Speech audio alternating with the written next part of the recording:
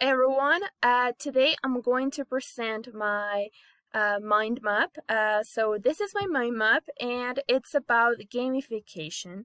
So to start, it's important to know some basic concepts about it. So it says gamification is the usage of games in the learning process. And it also is the application of game elements to learning activities.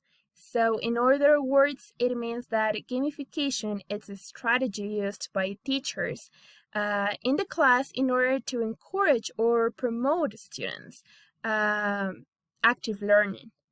And in addition, it's also important to know how to contrast or differentiate some extra concepts.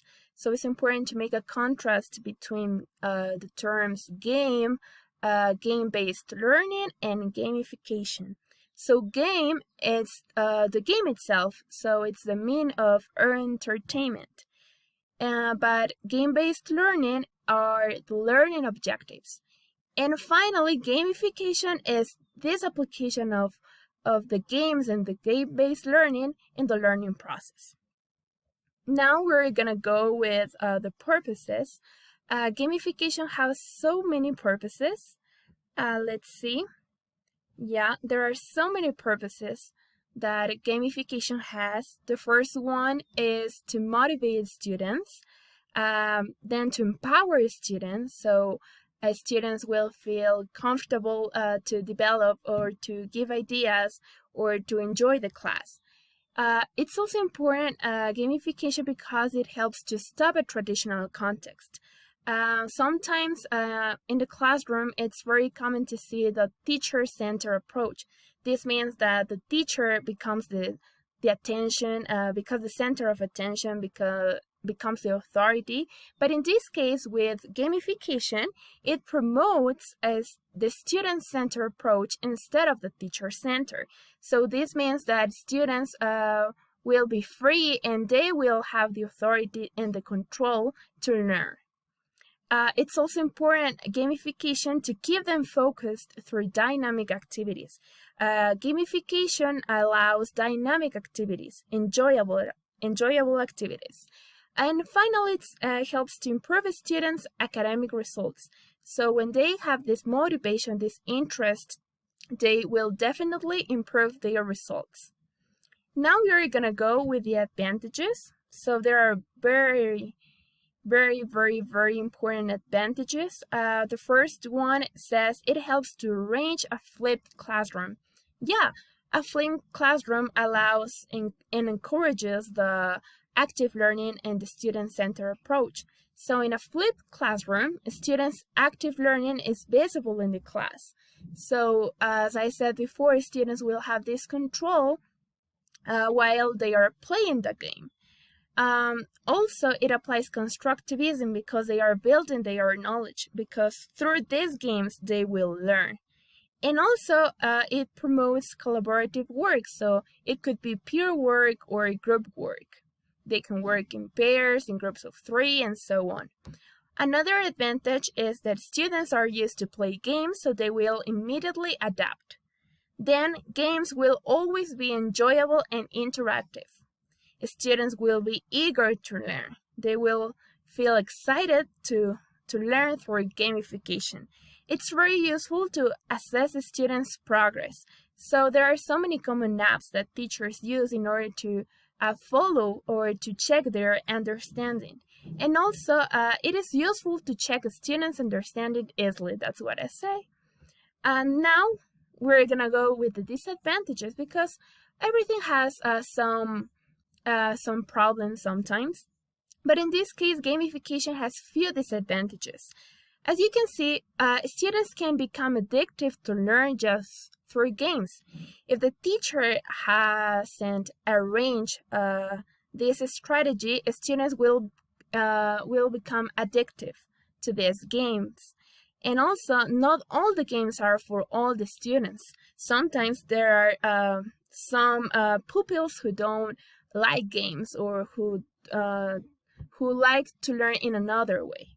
And also, teachers may lose importance. As I said before, if students keep learning in this way, teachers will not have that essential authority in order to control the class, and also it can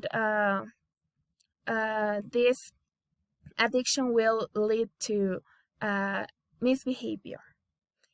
Now we're gonna go with this: how to gamify. In this case, it means how to implement or what are the techniques in order to apply gamification in the class. So the most important is to add game elements in learning. And what are those game elements? So there are so many game elements that are essential in this application. So it says rewards is important. So many games have all games have rewards. In this case, these kind of rewards are shown in high scores or points, or when someone keeps completing some levels. Also, it's important to set goals. Also, budgets, it's to level up the game.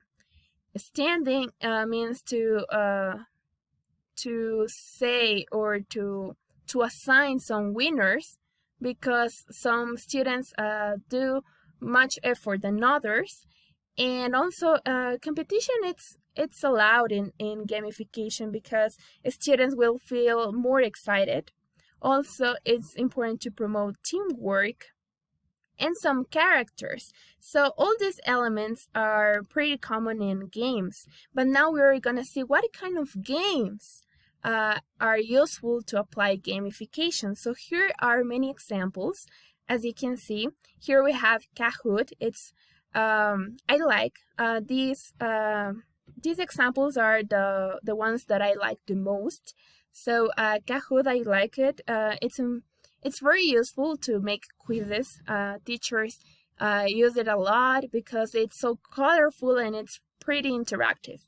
Lyrics training, it's very important because it helps to develop communicative competence and also to improve some listening skills and speaking skills, because there's a karaoke inserted in this app. So this is an app where there are a lot of music videos in order to improve the language. So it's to listen to songs in the target language. It's very useful. Another one is Padlet.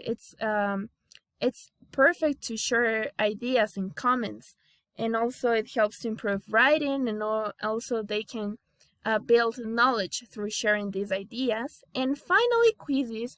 It's pretty similar to Kahoot, but this is more for solving questionnaires.